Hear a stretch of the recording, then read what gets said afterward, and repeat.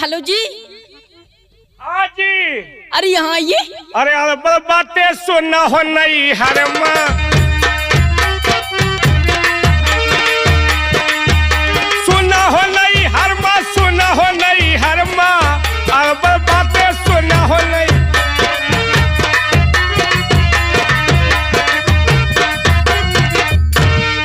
छोटका क्या है?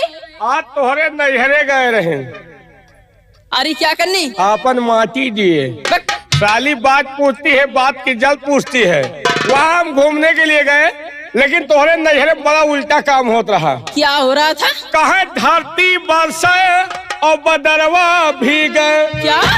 तोहरे नैहरे में उल्टा फोड़ चला रहा, नीचे से पानी ऊपर का जाता रहा। कहे धरती बरसे और बदरवा भीगे। अच्छा।